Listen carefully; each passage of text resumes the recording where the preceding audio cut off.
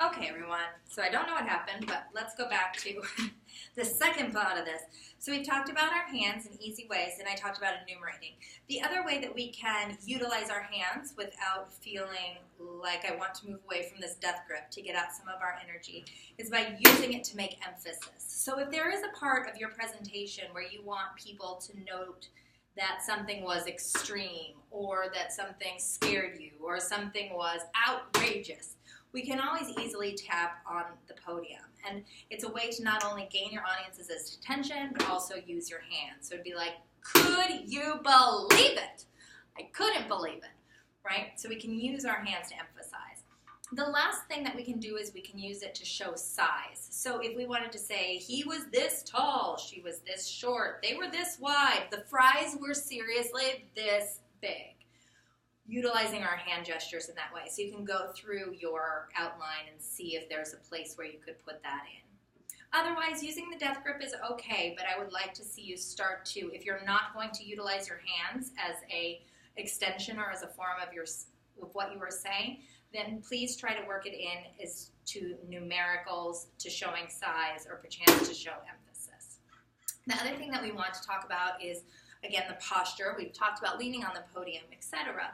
But in the case of our presentation, let's think about what our posture communicates. Our nonverbal communication is incredibly clear and is something that is literally universal. It is one of those things that regardless of language, the 5 nonverbal kind of expressions in our face and the expressions in our body can communicate a lot about what we are saying. So if I wanted, every culture, of course, has a different way of which they communicate. Here in the United States, if my shoulders are back and my head is up, it communicates, yes, confidence and competence. I can have no clue what I'm talking about, but the way that I'm holding myself communicates that I do, so that you're more inclined to believe me. Again, a rhetorical and persuasive strategy that will come in very handy when you get to debate. So if my story has no sense of, let's say, like, emotion that I want to communicate that is other than like being happy or being confident or telling a story in a neutral position, this is a very easy way to be.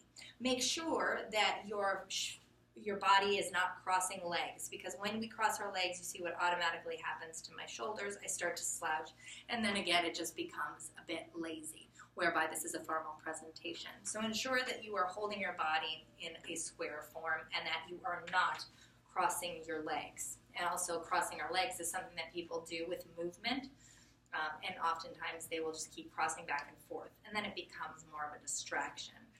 So we'll keep our square way. However, if I'm telling a sad story, to be confident in this way doesn't make a lot of sense. He was so sad and then he died. It doesn't communicate anything to the audience, and the audience may be confused at what you're actually trying to convey if your body is saying one thing but the words are saying another. And thus, I encourage you, especially with that last main point where you are giving an experience of another, maybe something that is emotional, so we're going to try to garnish that emotional appeal, or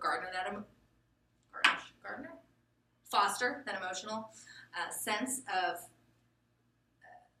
understanding, of compassion to our audience. So what we can do is we can simply, if I'm, for example, telling a sad story, all I have to do is lower my head a little bit and turn my shoulders in. And so turning my shoulders in, or turning a shoulder in, it can allow us to feel that kind of sympathy and that kind of experience for our audience. And then we can come back to the formal setting. Again, I'm not leaning on the podium like so, but again, a lean in. Even if I'm telling a secret story, a whisper, I can use that proximity to communicate with my audience. But think about how your posture, if you're happy, what do you look like? If you're sad, what do you look like? If you're depressed, what do you look like? Right? Each of those postures can help us communicate a bit better to our audience. So go through and look for those. So we've done our posture, we've done our hands. The next thing I want to talk about is eye contact. Ideally, we would like to scroll the entire audience. If I look at the back wall, or if I look at the ceiling, you know that I'm looking at the back wall and the ceiling. We're not hiding that from anybody. Your job is to connect with an audience. It makes them feel included. It will make them feel as if they need to listen to you. And it also makes you more persuasive in that if I was to tell you that I really care about you, but say it like I really care about you. By not looking in your eyes, I guarantee you would be like, wait, does she care about me?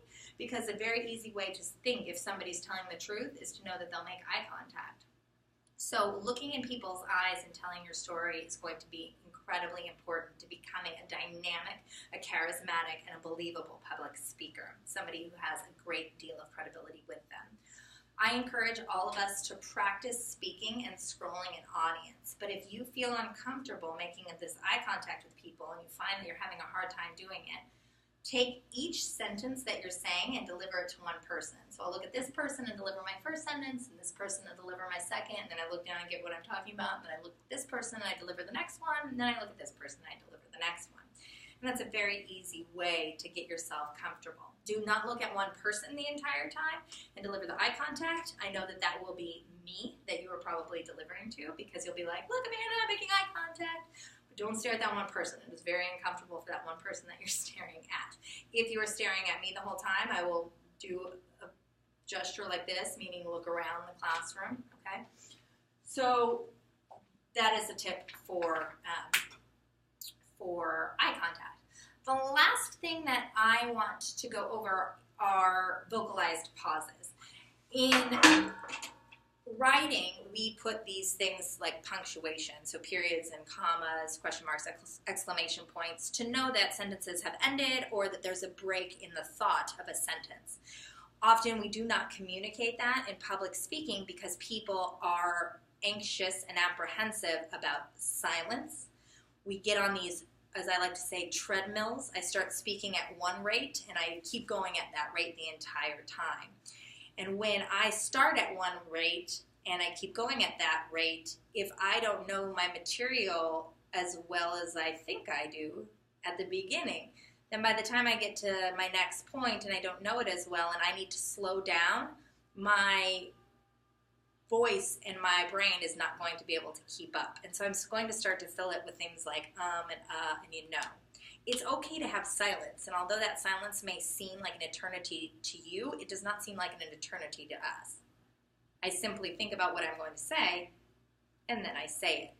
So this idea of thinking before you speak, especially when we get into debate, because you'll be speaking more off the cuff, is going to be so important to all of you. Learning to take a beat, to take a second, and then say what you're going to say. Because again, delivery is the half of this public speaking experience. And people are more inclined to believe what they see rather than what they hear. And even if you are the expert and the full individual who knows all the knowledge that there is to know about something, the second that we start putting some filler words in there, it really reduces the speaker's credibility. Words that will often come are like, and I said so and before when used as punctuation, and you know. These words are filler words. You know will always go at the end of a sentence. It follows up with you know, as in, did that make sense, what I just said? And believe me, it did. So thank you for saying it. You can drop that. Like. These are filler words that go in between sentences. And have no purpose in a speech. The words do not mean anything. So when they come into your speech and you use the word all it becomes is a distraction of what you are trying to say. Your sentence gets completely ruined because of that wording. Thus, we want to eliminate as best as we can these ums and these uhs from our speeches and our presentations. I can guarantee you exactly when you are going to do it. You will add in the and the when you look down at your paper to get your next idea, or when you look down at your paper to remind yourself of where you are going. When we look down, people will always, because they have to find their space. This is why I encourage you to, one, make and practice with your speaker's outline, not the full outline, the outline that has keywords and phrases that are going to remind you, because you'll know how to follow it, you'll know exactly where to look. But if you have something in paragraph format, you have everything written down in paragraph format, and every single time you look down, you have to find your space again, I can guarantee you that it's going to, one, take you out of the element of being able to deliver extemporaneously, because you will more than likely just start reading because you don't want to go back and find yourself every time. But two, when you are trying to find your place every time, you're going to use that and that Really watch out for that. So I encourage you to start practicing that every single time you go to look down at your paper, you take a huge breath. Make it like Pavlov and the dog. Right? Amanda's just breathing. Nothing more, nothing less. A breath. Interesting. But when I do, Amanda doesn't know what she's talking about. I also encourage you that when you are practicing out loud to have somebody watch you, at least one time.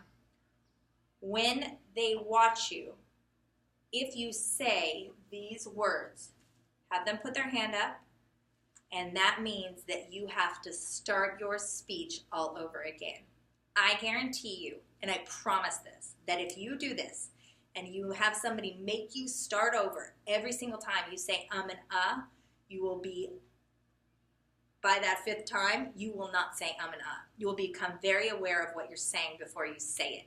So that idea of thinking before you speak, being mindful, taking a breath, and being present to say the sentence how it is intended to be said will all come into place. The other words that I'd like to get you going on not saying are gonna and have to. This is improperly articulated words that make you sound unintelligent. That's all it is. Gonna, it's lazy speech. I'm gonna, no, I'm going to. Have to, I have to. And in your first paragraph, you have a going to.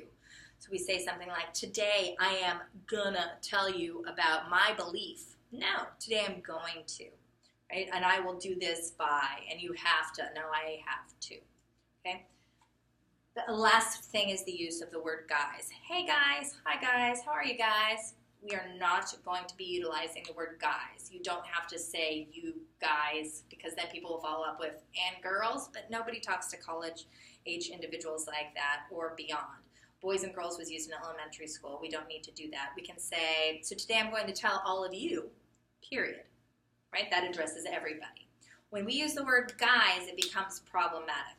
Guys is just a term that is gender bias in our society as well. When we say guys, there are other people included in the room. And what we don't realize is that by utilizing the word guys, we are suggesting that the opposite, we are reinforcing this idea of the opposition not being okay. So for example, what do I mean? I mean that if you use the word guys, if I came into a room of all men and I said, all right, ladies, what does that communicate? It is degrading and it is harmful to them, and they think it's like the worst thing that they could ever do. So it reinforces the negative stereotypes that exist against women when we use the word guys. So for those two reasons, cut it out of your presentation. That being said, write out your speech in full. Make a speaker's outline that has keywords and phrases that you want to remember. Practice with it and make sure that the format of it, that the structure of it, and that the examples that you are writing down and the words you are writing down are helping you to deliver it exactly how you intended. And then practice that 5 times out loud. Do it by yourself, come into a classroom, get a podium, practice in an environment that you're comfortable with. But if you can, find another individual who can help you and make them watch you and have them stop you every single time that you use any of those words, and then you start over again. It can be of great service. I am around. I am happy to look over your speech in full if you would want me to in the next couple days, just to make sure that you're hitting all the points that you need to. And I'll also be available in office hours on Thursday before our class, so if you wanted to come and practice, simply send me an email and let me know, and I can make sure that that time is available for you. All right, I hope you all have a great day. See you soon.